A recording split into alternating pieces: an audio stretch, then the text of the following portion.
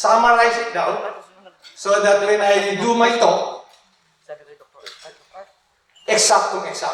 Which I think I'm very happy also that I stayed for the last 2 days and it's really, in a way, aligned. Okay? So to start off, si Dr. Rene talked about the problems, shortage of nurses, focus on UHC, universal healthcare, this care. And then si Dr. Lirio talked about risk management, focusing on conflict of interest. Then the medical city talked about how to retain and focus on new types of learning. Makati Med talked about physician engagement, accountability, commitment. Then DOH talked about the LTO online registration, while PhilHealth continuously talked about return to hospital, collection, turnaround time, which has been very controversial yesterday. Okay? And then this morning, of course, our prolific speaker, si Dr. Bu, talked about the bridge too far. And then the medical city talked about also the continuous learning and different types of learning, which I support, the simulation. And supply chain was also discussed. And definitely, si Dr. Herbosa gave justice to his speech. Okay? So, segue pala yun. I don't have an agenda. I will run the agenda, so you would listen, and then you will focus on my presentation. This methodology that I'll be sharing was adopted and implemented by big companies like Hewlett-Packard, which has started in the country, and General Electric. And it's called scenario planning. So that's why ang topic ko is, why do scenarios? However, in the healthcare industry, there should be a disruption or else we will all be irrelevant. Fair? You have to explore new territories in order to survive. My question to you, do you think pandemic is the best of crisis? Again, the recent pandemic, is it the best of crisis? Yes or no? Yes, because we all survived. And now we're planning for the next phase. And I always say that in management, you do a KMF. A KMF is keep moving forward. Okay? With the universal healthcare, we need to adapt, plan, and do scenarios, which hopefully I can share my little knowledge to you this afternoon. However, let's look at the future first. The future of the healthcare will be without address, meaning the future of healthcare will be at home, done in the comfort of your home, better food, and enjoying Netflix. Just imagine, you can ask Alexa or Google, can you command me what to do because I'm not feeling well? Can you tell me what medicines do I have to take because my blood pressure is going up? This will be at the comforts of your home. That will be the future. But definitely, it's far away from us. So what I'll be focusing is the trends here in the Philippines. But again, PPP, which was highlighted by Dr. Herbosa, the public hospitals are not performing well or they are not properly run. They should turn it over to private sector. No matter how they increase the budget, from 1.9 to 5% as shared by Dr. Herbosa, that's not enough because the population keeps on growing. In addition to that, they were talking about Apex Hospital, because sa universal healthcare. It should be a network of care, like the air traffic control, where it is predictive, anticipating, and very compassionate. And lastly, as mentioned, we should retain our workforce and need more human touch. So in this talk, we will talk about the macro level, the operational level, the trends, the skills. We will talk about the forces and the factors that will affect the future. But before I do that, let me just share with you 10 trends. 10 trends on the future of the hospital in the US, which is basically applicable to us, written by PwC, by Price Waterhouse. First, they said there will be more patients, definitely. Second, more technology. Third, more information. Fourth, patients as the ultimate customer. Number 5, different delivery models. Number 6, opportunity for innovation. Number 7, costs will increase, definitely. Uninsured will increase. Patients will be paid less, as well as the doctors, and the need to reform the healthcare system. Second, nagkaroon ng pandemic. What happened? We all panic. As I've said, it's the best of crisis. So the question is, are we back to normal? Yes or no? Huh? Sabi niya yes. Why yes? No. No. Who says yes? If anybody says that we're back to normal, you're wrong. Because the landscape has changed. So people who are saying that we are back to normal, you have to neglect the learnings. So my question to you right now is, are we in fear? Forget everything and run? Or face everything and rise? So my objective today is for us to face everything and rise. And my statement to you is KMF. Keep moving forward. Remember the VUCA word, because this is very important. This was shared to us way back in 2015. Do you still recall the VUCA word? Okay, what's V? Volatility, what's U? Uncertainty. What's C? Huh? Complexity. What is A? Ambiguity. This is what happened. Diba? This is what happened. Nobody can question that it happened for the last 2 years. This was shown to us in one seminar. And this is the same graph that was shown to us. And it happened. Halos patapos na in 2022. This was shared to us in 2015. Francis, remember? In the first leader conference, this was shared to us. So if VUCA is volatility, uncertainty, complexity, and ambiguity, what's the answer? Dr. Jeremy? There's another VUCA to answer that. So, my next slide would be, for volatility, you have to have vision, very clear. 2020 ang vision. Hindi foggy vision.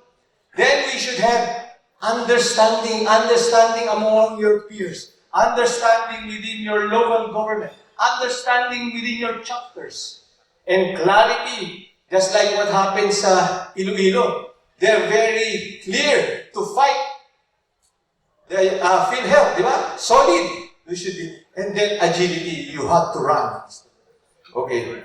So with that, kung may VUCA, you have to move forward. But for you to be able to do that, you have to understand the ADAPT framework and forces. You know, the first person who mentioned ADAPT yesterday was, sino? If you can recall, if you were listening. May premyo ako. iPhone, may premyo ako. Sino nagsabi ng first person na we should adapt? Ha? Hindi, si Unilab. Unilab was saying we have to adapt ang Unilab. Okay? So now, I will share with you the ADAPT framework. Fair? And this is the new landscape. This was written by Price Waterhouse. Okay? What is the ADAPT framework? It talks about asymmetry, disruption, age, polarization, and trust. Asymmetry, increasing wealth, disparity, and the erosion of the middle class. Meaning, yung yumaman, lalong yumaman. Sa D, Sabi nila, yung climate crisis is a disruption. Digitalization, sa age, pressure on business, a lot of graduates, mga millennials na walang trabaho. And then, polarization, what is happening to Ukraine, not NATO, and then trust. So let's just discuss it briefly. Ang asymmetry. Increasing wealth disparities. So, I was talking to one hospital yesterday. They were saying that during the COVID, they made a lot of money. They're a very big hospital. I won't mention it kasi consultant ako, confidentiality. However, there are a lot of hospitals who are almost bankrupt, especially with the problem with PhilHealth. Okay? There's a crisis of poor regions and poor countries. Right? Then unemployment has widened the gap. I'll be very frank with you. With the asymmetry, which is the new landscape, small business has faded away. So I'll be very upfront with you. Small hospitals, you have to rethink your strategy. You have to rethink whether you will play or not. If you will play, you follow my survival strategies. If you will play, you follow my pivot strategies, which I'll be sharing. If not, better think twice. Okay? So let's do D. The speed and scale of pervasive nature of technology. Alam naman nyo yung pervasiveness ng Lazada, pervasiveness ng social media, technology. Cybersecurity will be an issue. Power of big tech companies. And sabi nga ni Dr. Bu kagabi, hindi daw climate change, climate crisis. There is a crisis already. So let's go to A. Demographic pressures on business, social, institution, and economies. Opportunities for younger people, especially 2 years ago, you graduate, they don't have work. In fact, they are reducing people, yung workforce, di ba? Especially hybrid. Pressure on pensions and social welfare, and struggle for job creation. So that is A. Sa P is popularity, breakdown on global consensus, growing nationalism ng population, and division. Remember, if you're following the Ukraine war, the NATO problem, economies will be localized and the disruption of supply chain. Supply chain will be an issue. Groups will band together to focus on important problems. So tayo, as shared by Dr. Bukosa, when we will have problems of COVID, we banded together. Diba? Even if we don't even trust the leaders already. Okay, and last, yung declining confidence in the institution that underpin the society. Meaning, declining trust on the people who are leading. The people to deliver what they have committed.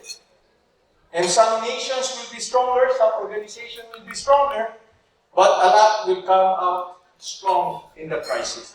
So that is the adapt technology. So that is the new landscape. I'm just painting that to you.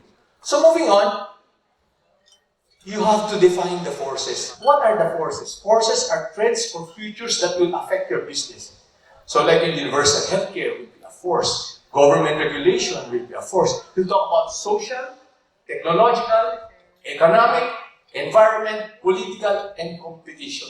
You have to study that as well. Those are just examples.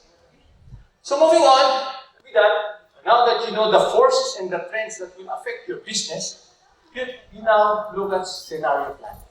But before you do scenario planning, you have to look up where the hospital is or where the healthcare business is. Kasi different companies or different organizations fall in a different category. Okay. If you notice, the projected new normal sales, there are low touch and high touch, non-essential and essential. The healthcare industry is in the middle. It is essential, but a high touch. Agree? Agree tayo dyan. So moving on, to survive, you have to focus on the leftmost quadrant, which says you have to improve safety, cut touch points, reduce contact time, and go online if possible, which is basically in the adapt on the disruption. And they were saying should be minimum health standards and quality. So what are the factors? Sample factors, which I think that has been discussed yesterday, but let me just run through. Well, first is the patient's capacity to pay, disaster response, digitalization. So you have to do that and identify that when you do the scenario planning. So again, those are just examples. So moving on, to start off a scenario planning, you have to have an internal target. So this is an example that I've done with a company. And let's say, for your company, how can blank hospital achieve a blank operations by what year? So a scenario planning can be just 1 year, can be 2 years, 3 years, depending on how you look at your business. Because there are some businesses that cannot be sustained already in 1 year. So you have to do scenarios already to make sure that you protect your interest in a 1 year time frame. But if your business is very stable, you want to make sure that you move it forward for another 2 to 3 years.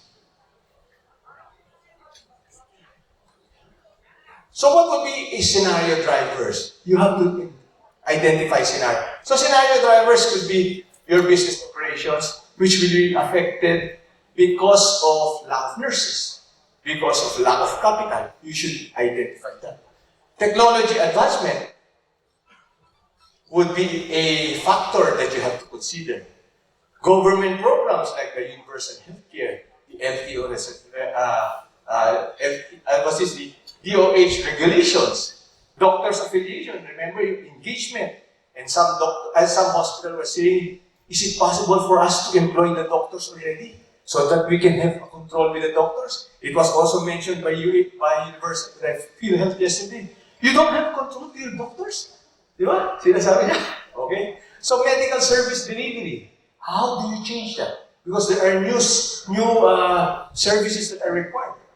Okay? And opportunities. It could be infrastructure. So, again, before we move, we talked about the trends, we talked about the forces, we identified your objective, and then we come out with scenario drivers that would affect the different scenarios that we will be painting.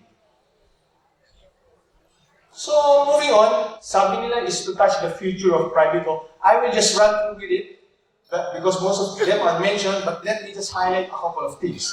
First, let's do at the macro level. There will be more hospital mergers, I promise you that. But if the field health and the universal healthcare is very difficult, it won't happen. Because these foreign companies will pull out. But as you are aware, there are a lot of foreign companies already engaged in the healthcare industry, like KKR, Temasek Holdings, and some Singaporean companies have invested already.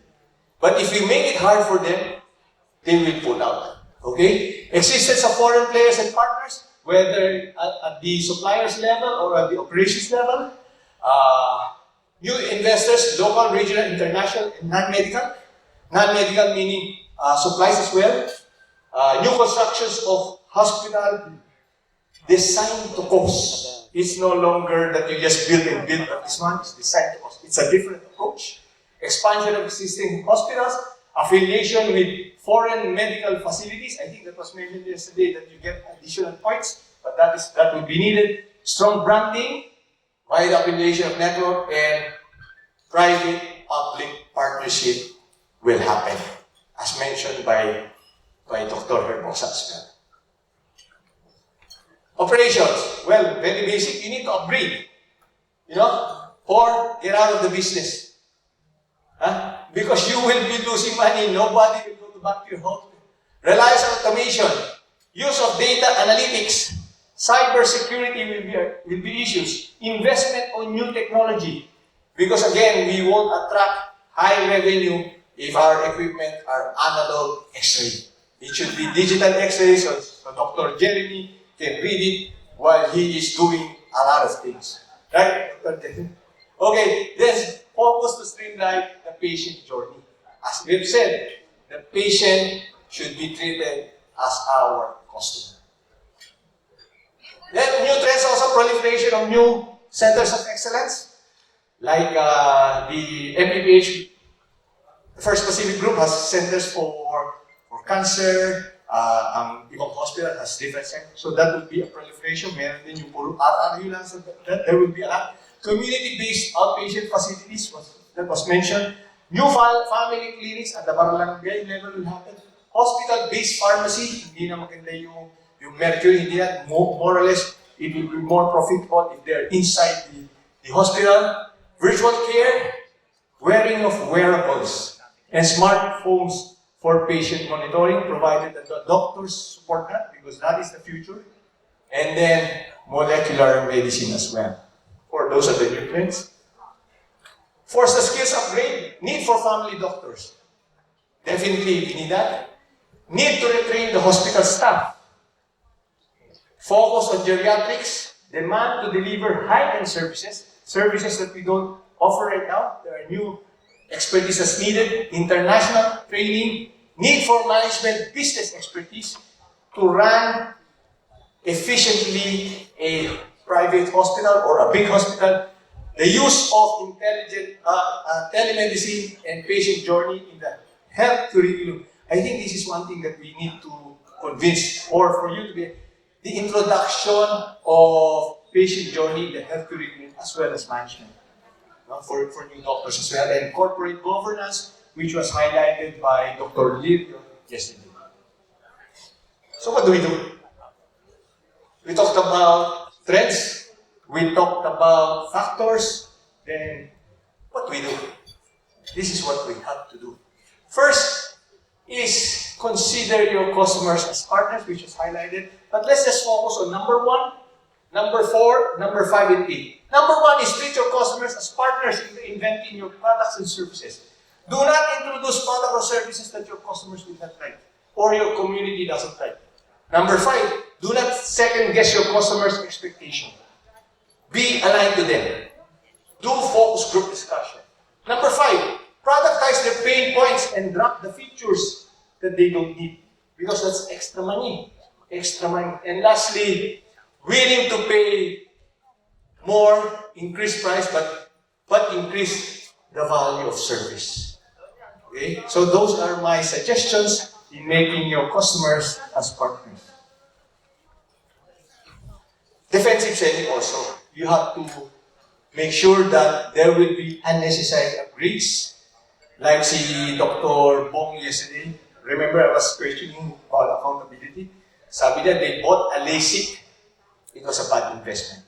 In my experience also, we bought an equipment, a bad investment. If a bad investment, meaning it would be problematic with the doctors, with the management, and with the board of directors. Unnecessary admission, unnecessary tests, unnecessary specialists, and unnecessary treatments. So these are the things that you have to make sure that you understand, so the customer would really appreciate you. So that would be the scenario blueprint. Gagawa kayo ng blueprint. It's just like playing poker. May good, better, best. However, you have to take into consideration the economic condition. If it is minimal growth, stable growth, or booming business. This is more or less mga 2 to 3 year time frame. Pero kung 1 year lang yan, pwede din yan. But different yun. You don't talk about economic condition. You talk about economic condition on that particular year. Okay? We will fill that up later. So basically, I'm just showing you a template. So what are the strategies? Raymond, ang hirap naman. Gagawa mo. May strategies din ako ituturo sa inyo. But again, you have to customize it. Customize it for your hospital, for your community, for your investors, and for your patients as well. A guide could be continuing education, culture of disruptive thinking, customer focus, patient engagement, journey through medical outcomes.